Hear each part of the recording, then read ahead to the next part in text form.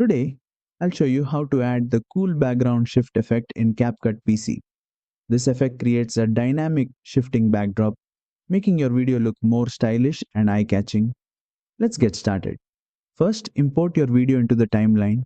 Now, go to the effects panel and open body effects. In the search bar, type one-way shift and you'll see the effect pop up. Drag and drop it onto your clip. Now, let's fine-tune the effect.